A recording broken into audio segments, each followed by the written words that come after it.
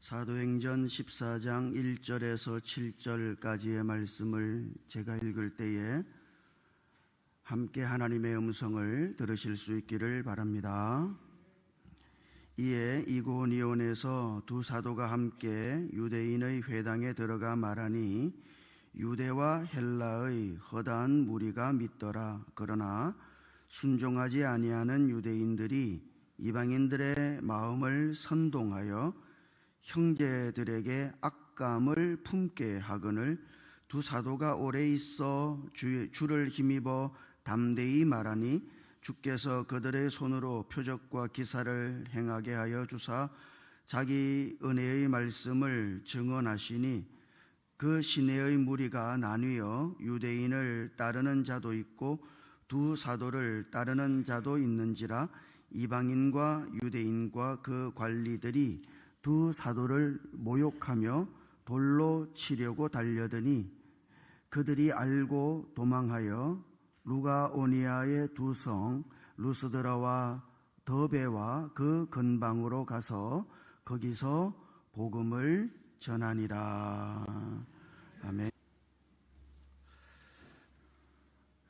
닥터 홀의 조선 회상이라는 책이 있습니다. 조선에서 개척 선교사로 일생을 바친 의사 부부였던 부모 아래 태어나서 훗날 의사인 아내와 함께 한국의 의료 선교사로 와서 일생을 보낸 닥터 셔우더 홀의 자서전이죠. 이분이 98세까지 사시면서 복음으로 한국을 많이 섬겼어요.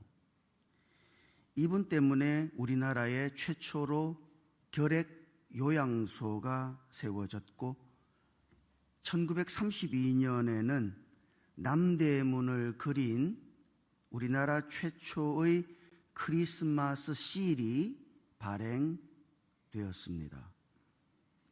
그의 아버지인 제임스 홀은 조선의 의료 선교사로 와서 환자를 치료하다가 전염병에 걸려서 젊은 나이에 남매 둘을 남겨놓고 하늘로 떠났어요. 그러니까 어머니와 두 남매가 남겨진 것이죠. 그런데 그 어머니는 남편뿐만 아니라 그 딸도 어린 나이에 조선에서 잃어버렸습니다. 그러니까 남편을 먼저 보내고 그리고 딸도 먼저 보낸 거죠.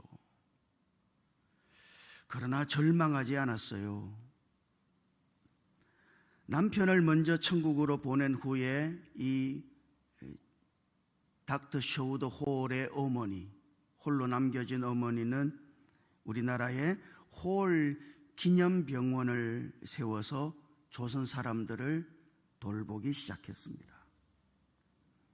어린 딸 에디스를 천국에 먼저 보낸 후에 슬퍼하면서 좌절한 것이 아니라 에디스 마그리트 어린이 병동을 세워서 자신의 딸처럼 전염병으로 죽어가는 많은 한국의 어린아이들을 돌보았어요. 그뿐만 아니라 지금은 2대 부속병원이 된 동대문 부인병원을 세워서 한국 부인들의 병을 돌보기 시작했고 고려대학교 의과대학의 전신인 경성여자의학전문학교를 세워서 의사들을 배출시켰습니다. 미개한 땅에 왔어요. 자신을 환영하는 것이 아니라 핍박하고 죽이려는 사람들이 있는 그 어둠의 조선 땅에 왔습니다. 그 조선 땅에서 남편을 전염병으로 잃었어요. 사랑하는 딸도 전염병으로 목숨을 잃었습니다. 이쯤 되면 좌절할 만하고 낭망하지 할 만하잖아요. 그럼에도 불구하고 계속해서 이 땅에서 복음을 위해 헌신해 살았던 그 어머니의 이야기를 닥터 홀의 조선회상이라는 책에서 기록해 놓고 있어요. 때로 우리가 주님을 위해 살아갈 때 어려움에 봉착하죠. 우리를 낙심시키고 좌절시킬 만한 반대에 부딪히기도 하고 고난을 당하기도 합니다.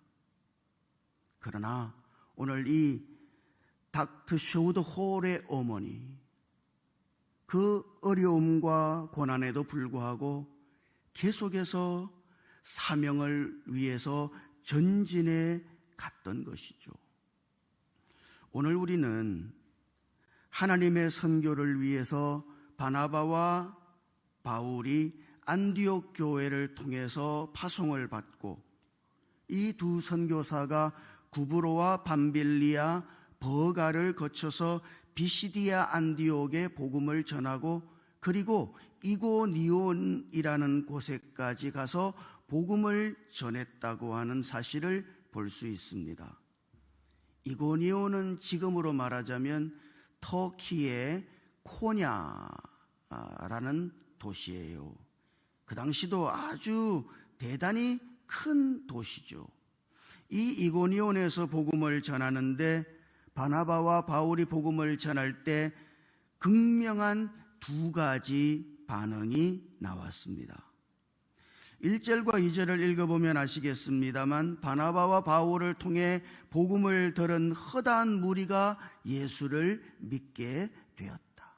많은 사람들이 예수를 믿게 됐어요.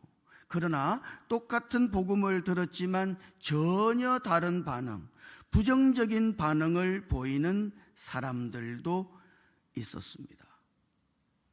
그들은 복음을 전하는 사람을 핍박하고 다른 사람을 선동해서 복음에 대해서 부정적인 마음을 가지게 만들었어요. 어떤 사람들이 그렇게 했는가? 2절 처음 부분을 읽어보면 거기 이렇게 돼 있죠. 그러나 순종하지 아니하는 유대인들이 그랬습니다. 그러니까 유대인들은 이미 불순종의 영에 사로잡힌 사람들이죠. 불순종의 영에 사로잡혔으니까 무슨 이야기를 해도 거부하고 빈정됩니다. 아무리 좋은 말씀을 전해도 냉소적으로 반응해요. 이미 불순종의 마음을 가지고 있기 때문이죠. 여러분, 이 불순종의 마음을 가지고 있다는 거, 이게 정말 무서운 거예요. 자기가 잘나서 비난하고 반대하는 것처럼 보이지만 실은 불순종의 영에 사로잡힌 것이죠. 불순종하기로 이미 마음에 작정을 했어요. 이건 못 말립니다. 이런 사람들이 바울과 바나바를 핍박했다. 그러니까 지금 바나바와 바울은 그들이 걸어가는 이 사명의 길에 벽에 부딪힌 것이죠. 어떤 사람들은 외면하고 어떤 사람들은 거절하고 거부하고 비난하고 핍박해요. 벽에 부딪힌 바울이 어떻게 했을까요? 그들은 어떻게 해서 계속해서 이 사명의 길을 전진할 수 있었을까요? 우리는 이 불순종하는 유대인들이 교묘하게 괴롭히는 상황 속에서 바나바와 바울이 어떻게 반응했는지를 3절에서 볼 수 있습니다. 3절을 한번 같이 읽어보실까요? 3절 같이 읽어보십시다. 시작. 두 사도가 오래 있어 주를 힘입어 담대히 말하니 주께서 저희 손으로 표적과 기사를 행하게 하여 주사 자기 은혜의 말씀을 증거하시니. 아멘. 거기 우리의 눈길을 끄는 말씀이 있죠. 두 사도가 오래 있어. 바나바와 바울은 핍박 속에서도 오래 참고 견뎠다. 핍박이 있다고 해서 그 자리를 쉽게 떠나고 포기하지 않았다. 그들은 핍박 속에서도 오랫동안 머물며 하나님의 복음을 증거했다. 여러분, 오래 있었다고. 바나바와 바울은 어떻게 이렇게 오래 있었을까요? 반대하고 비난하고 핍박하는 사람들과 함께 어떻게 이렇게 오래 있었을까요? 그것은 그들에게 목적이 분명했기 때문입니다. 목적이 분명한 사람은 환경이 중요한 것이 아니죠. 환경에 따라서 인생이 흔들리지 않습니다. 어려운 상황이라고 해도 쉽게 포기하지 않습니다. 반대한다고 해서 포기하지 않습니다. 왜? 목적이 분명하니까. 내가 왜 여기에 있는가? 왜 하나님이 나를 이곳에 보내셨는가? 분명한 목적을 가지고 있다면 우리는 고난과 고통 속에서도 전진할 수 있어요. 그러므로 여러분들이 고난 속에 있고 가던 길이 막혔다고 생각될 때, 어려움에 봉착하고 시련 앞에 우리가 놓여질 때 기억해야 합니다. 우리는 우리의 목적을 다시 점검할 수 있어야 해요. 목적을 분명하게 할 수 있어야 하겠습니다. 뚜렷한 목적, 그 목적이 고난을 뚫고 우리로 하여금 전진하게 하는 힘이기 때문입니다. 바울은 뚜렷한 목적이 있었죠. 예수 그리스도의 복음을 위하여, 나를 위해 죽었다가 다시 부활하신 예수 그리스도, 그분이 우리의 생의 목적 아닙니까? 그분을 위해 살고 그분을 위해 죽는 거 아니에요?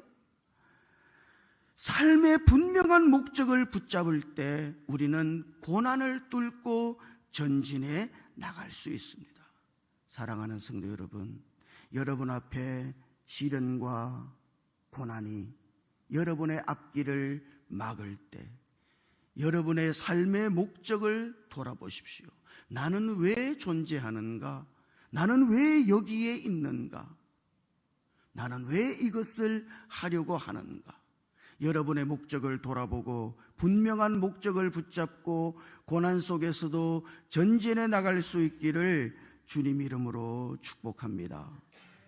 두 번째, 지금 이 두 사도는 그냥 오래 참고 견딘 것이 아니죠. 두 사도가 오래 있어 주를 힘입어 담대히 말하니. 여러분, 주님을 위한 목적이 분명하다면 그 주님을 바라보셔야만 합니다. 바나바와 바울은 주님을 힘입어서 복음을 담대히 전했다. 그 고난 속에서 주님을 바라본 것입니다. 함께 하시는 주님으로부터 용기를 얻었던 거예요. 주님으로부터 능력을 얻었습니다. 주님이 주시는 힘으로 고난 속에서도 사명을 감당하며 전진할 수 있었어요. 그리스도인들의 능력은 환경이나 사람에게서 오는 것이 아니라 주님으로부터 오는 것이죠. 주님이 이 고난을 뚫고 전진하도록 힘을 주실 것이니, 여러분, 어떠한 상황 속에서도 주님을 바라보고 주님이 주시는 능력을 덧입어서, 주님이 주시는 힘을 덧입어서 전진할 수 있기를 주님 이름으로 축복합니다. 끝까지 주님을 바라보고 주님이 주시는 힘을 덧입어서 고난을 뚫고 전진하는 우리들 모두가 될 수 있기를 주님 이름으로 축복합니다. 그리고 세 번째, 지금 이고니온에서 오랫동안 머물면서 하나님의 복음을 전했는데 핍박이 그게 달해지기 시작했죠.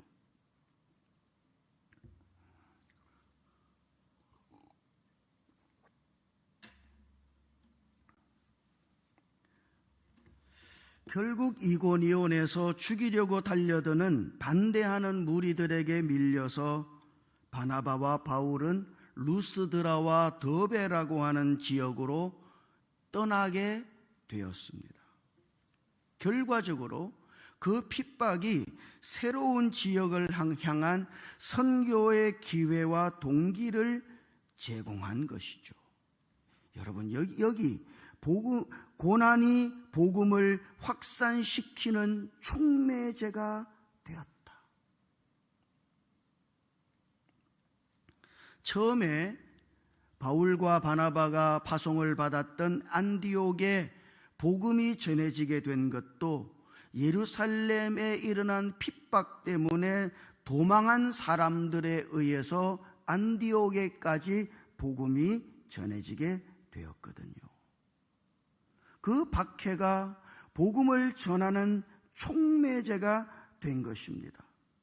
사명을 이루는 촉매제가 된 것이에요. 그 고통 때문에 더 빨리 더 멀리 하나님의 구원의 역사가 나타나기 시작한 것이죠. 여러분, 그렇다면 그 고난은 정말 무의미한 것이 아니라 유의미한 것이다. 그 고난을 통해서 더 빨리 더 멀리 하나님의 역사가 나타나고 하나님의 구원의 복음이 전해졌으니, 그러므로 여러분, 우리는 믿을 수 있어야 돼요. 지금 우리가 당한 이 고난을 통해서 주님은 더 빨리 일하시고 더 멀리 일하신다. 주님은 더 빨리 더 멀리 하나님의 구원의 역사를 나타내실 것이다. 고난이 무의미한 것이 아니다. 아니, 고난은 하나님의 뜻을 이루는 촉매제가 된다. 우리는 이렇게 믿을 수 있어야 하는 것입니다. 네 번째, 바울과 바나바가 가는 곳마다 핍박이 그치지 않았죠. 이고니온에서 도망해서 루스드라와 더베까지 가서 복음을 전했던 이 바울 일행을 이고니온에서 핍박하던 사람들이 쫓아왔어요. 사도행전 14장의 이야기가 그 이야기인 겁니다. 핍박하는 유대인들이 루스드라까지 쫓아와서 바울을 박해했어요. 여러분, 이 핍박자들의 열심을 보시죠. 바울과 바나바를 쫓아다니면서 필사적으로 복음이 전파되는 것을 막고 있습니다. 루스드라까지 온 그들이 바울을 돌로 쳐서 거의 죽게 만들었어요. 바울이 죽은 줄 알고 그들이 성 밖에 바울을 내다 버렸는데, 여러분, 바울이 돌에 맞아 죽을 지경에 이르렀으니까 이 얼마나 맞은 겁니까? 얼마나 세게 맞은 거예요? 얼마나 많이 맞은 거예요? 돌에 많이 맞았던 바울의 몸이 어떻게 됐을까요? 만신창이가 됐겠죠. 그런데 바울은 돌에 맞아 만신창이가 된 그 몸을 이끌고 다시 루스드라로 들어가서 복음을 전한 겁니다. 핍박자들의 열심이 바울의 열심을 능가하지 못한 거예요. 복음을 위한 우리의 열정이 반대자들이나 핍박하는 사람들을 능가하지 못한다면 여러분, 아무 일도 일어나지 않습니다. 고난 속에 있습니까? 여러분들의 열정이 식어지지 않도록 하나님께 은혜를 구하십시오. 아니, 그 고난 속에서도 더 열정적으로 주님을 섬기며 살아갈 수 있도록 은혜를 구하십시오. 고난으로 나를 무너뜨리려는 사람들의 열정보다 주님을 위한 나의 열정이 그들의 열정을 능가할 수 있도록 은혜를 구하십시오. 우리의 열정이 이와 같을 때 주님은 우리가 그 고난을 뚫고 전진하도록 역사하실 것이니, 때로 우리는 반대에 부딪힙니다. 우리가 걸어가는 길에 벽이 놓여져 있는 것처럼 고난을 당하기도 하고 어려움을 당하기도 해요. 그러나 여러분이 그 속에서 계속해서 전진하기 위하여 여러분들의 목적을 다시 점검하십시오. 내가 무엇을 위하여 존재하는가? 나는 무엇을 위해 여기에 있는가? 여러분의 목적을 점검하고 주님을 바라보시고 주님이 주시는 힘을 덧입어서 전진할 수 있기를 주님 이름으로 축복합니다. 그 고난을 통해 더 빨리 더 멀리 하나님의 뜻이 성취됨을 믿고 고난을 넘어서는 열정으로 오늘 우리들 모두가 계속해서 주님을 위하여 전진해 나갈 수 있기를 주님 이름으로 축복합니다. 같이 기도하십시다.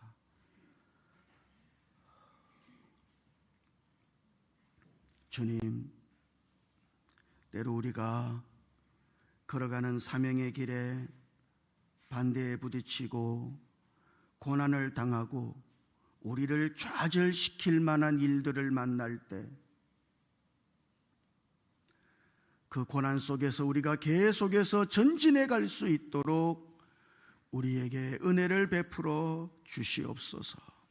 우리의 목적을 다시 새롭게 점검하고 주님을 바라봄으로 힘을 얻고 그 고난 속에서 고난을 통해 더 빨리 하나님의 뜻이 성취됨을 믿으며 고난을 넘어서는 열정으로 오늘 우리들 모두가 함께 주를 위해 주 안에서 전진할 수 있도록 주여 은혜를 베풀어 주시옵소서.